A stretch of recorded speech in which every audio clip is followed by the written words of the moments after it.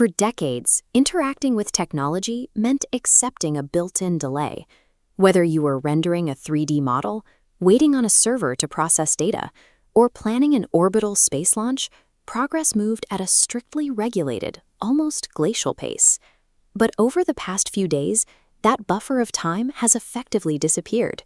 The gap between a command and its physical or digital execution is collapsing toward zero.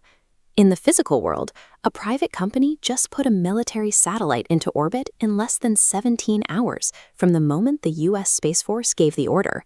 And in the digital economy, we saw capital flight from tech companies instantly ripple into crypto markets, wiping billions from Bitcoin's value before most traders even woke up. These shifts across aerospace and finance point to a broader movement in the industry. Speed has become the baseline metric for survival. Take the creative sector. A startup named Krea just released an AI model capable of generating full 2K resolution images in exactly 2 seconds. This diagram illustrates the diffusion transformer architecture powering Krea 2.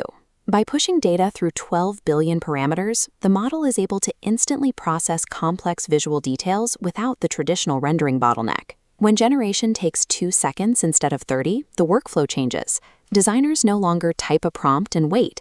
They iterate live, making the AI an active participant rather than an automated delivery service. That same compression of time is happening in the physical world, specifically in aerospace, with Rocket Lab's recent Victus-Haze mission.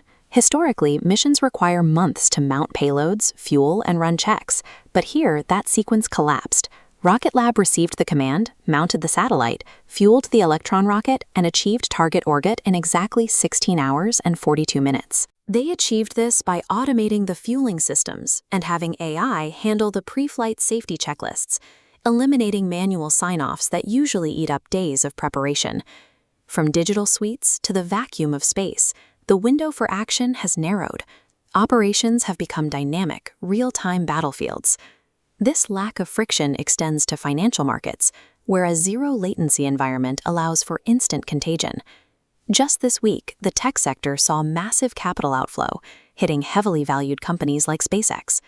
Within 48 hours of that stock movement, Bitcoin dropped straight below the $60,000 support level. Looking at this web of asset categories, you can see exactly how the drain occurred. Institutional investors group aerospace stocks and cryptocurrency together under the same high-risk umbrella. When one starts flashing red, automated systems pull liquidity from the entire group. That algorithmic selling is amplified by shared networks and high-profile founders.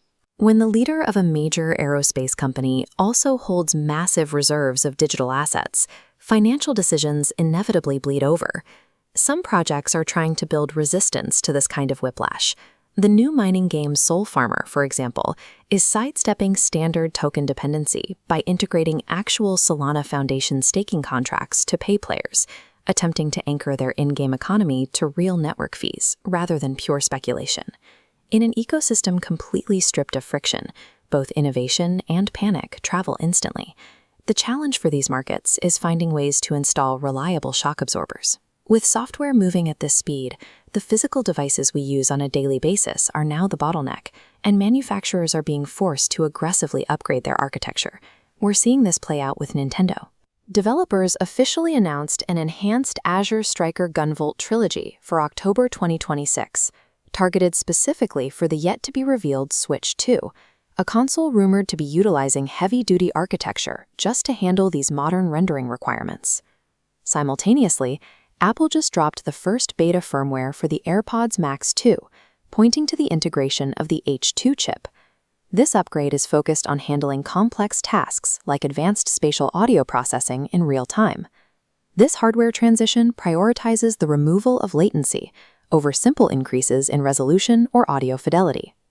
Across art, space, finance, and consumer electronics, the traditional buffer of time that once existed between deciding to do something and actually doing it is gone. Automation and AI now move at speeds that outpace traditional human timelines. The primary bottleneck is the operator's ability to keep up. When automated systems and algorithms are all executing instantly, the raw speed of your tools stops being a differentiator. The ultimate competitive advantage becomes your own agility and your ability to adapt fast enough to keep your hands on the wheel.